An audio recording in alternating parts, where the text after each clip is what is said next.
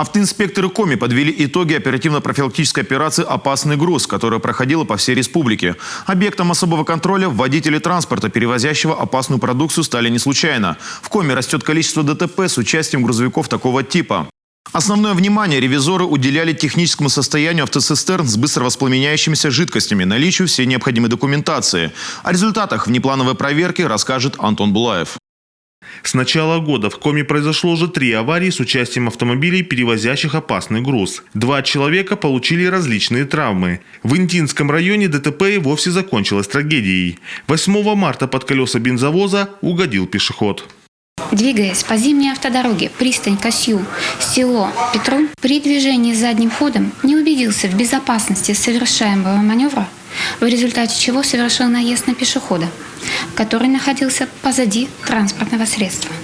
В результате ДТП пешеход, мужчина 82 года рождения, скончался на месте ДТП до приезда скорой медицинской помощи.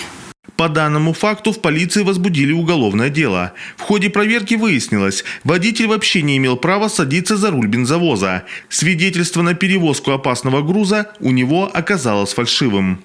На территории Российской Федерации опасные грузы перевозятся в соответствии с Европейским соглашением о международной дорожной перевозке опасных грузов. При перевозке опасных грузов у водителя при себе должны быть следующие документы. Помимо водительского удостоверения и документов на транспортное средство, путевой лист должны быть инструкции, должны быть свидетельства о допущении транспортного средства к перевозке опасных грузов, также свидетельство на водителя.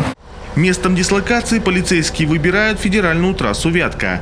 Сразу несколько экипажей управления ГИБДД проводят тотальную проверку на путях следования грузовиков, перевозящих опасный груз.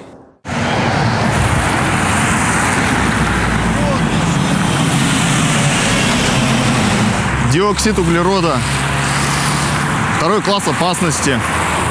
Шофер, его автомобиль и груз, следующий из Кисловодска в столицу Коми, подвергается доскональной проверке. Особое внимание сотрудник технического надзора уделяет всем разрешительным документам. Именно такие удостоверения повадились подделывать хитроумные водители, перевозящие опасный груз. Инспектор объясняет, как можно отличить подделку.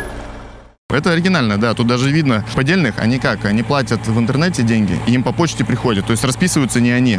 То есть если примерно посмотреть, то подпись, почти одинакова. Потом отличается по надписи, у поддельных шрифт другой чуть-чуть.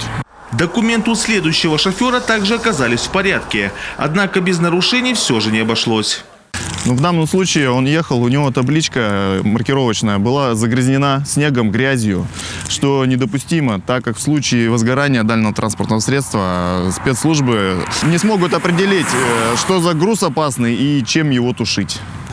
В ходе проведения профилактических мероприятий сотрудниками госавтоинспекции было проверено 113 транспортных средств, перевозящих опасные грузы. В отношении водителей составлено 62 административных материала по выявленным административным правонарушениям.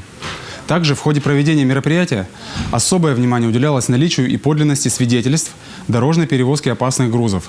В результате проверок выявлено 12 таких свидетельств с признаками подделки.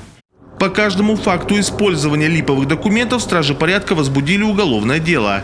Санкция данной статьи предусматривает наказание вплоть до года лишения свободы. Поэтому силовики советуют хитроумным участникам дорожного движения не заказывать фальшивые корочки в интернете, а самостоятельно проходить положенные курсы подготовки по перевозке опасных грузов. Это позволит водителям не только избежать уголовной ответственности, но и оградить себя от неоправданного риска.